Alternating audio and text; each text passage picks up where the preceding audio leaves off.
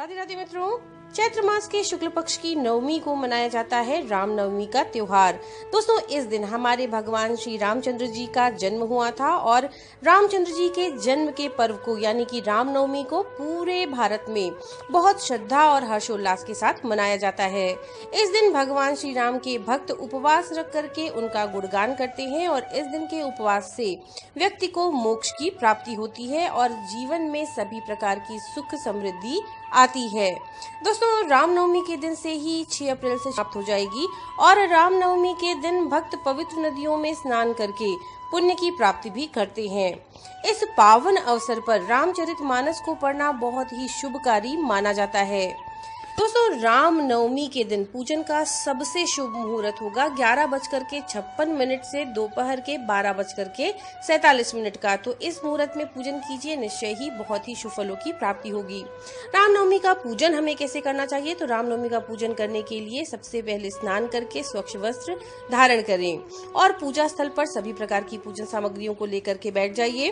पूजा की थाली में इस बात का जरूर ध्यान रखिए कि तुलसी का पत्ता और कमल का फूल जरूर होना चाहिए।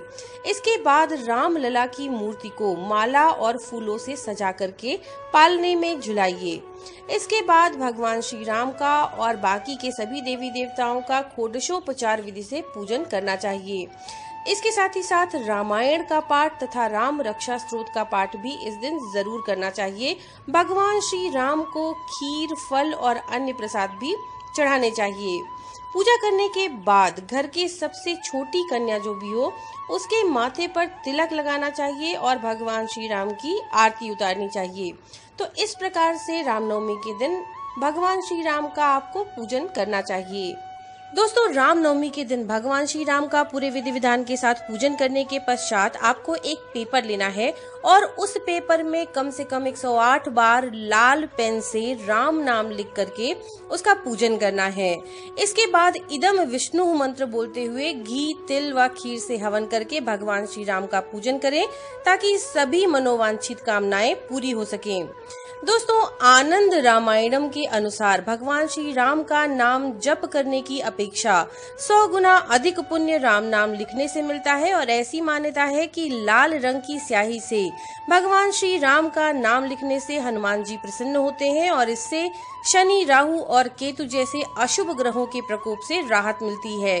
इसके अलावा मन एकाग्र होता है और स्मरण शक्ति में भी वृद्धि होती है।